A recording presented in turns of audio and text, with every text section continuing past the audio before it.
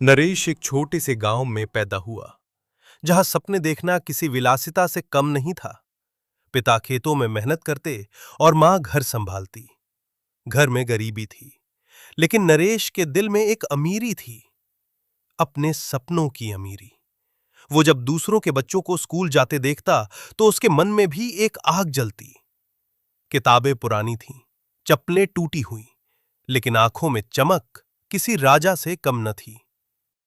गांव के लोग अक्सर कहते, किसान का बेटा किसान ही बनता है। लेकिन नरेश को यह मंजूर नहीं था। वो अफसर बनना चाहता था, ऐसा अफसर जो अपने जैसे बच्चों की जिंदगी बदल सके। दिन में खेतों में काम करता और रात को स्ट्रीट लाइट के नीचे पढ़ाई। बारिश हो, धूप हो या तूफान, नरेश की किताबें कभी बंद नहीं हुई।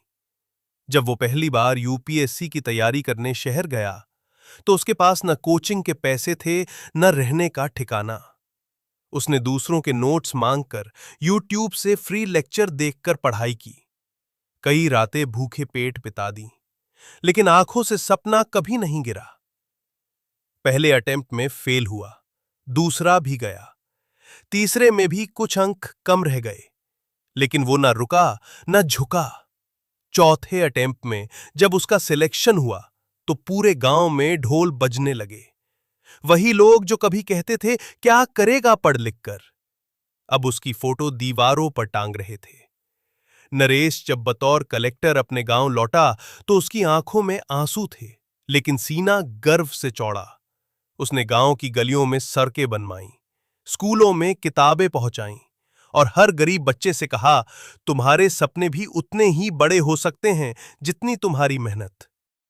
कहानी बस इतनी नहीं थी कि एक गरीब लड़का अफसर बन गया। असली बात यह थी कि उसने साबित कर दिया, हालात तुम्हें रोक सकते हैं, लेकिन अगर इरादा पत्थर पर लकीर हो, तो तुम धूल से उठकर भी आसमान छू सकते हो।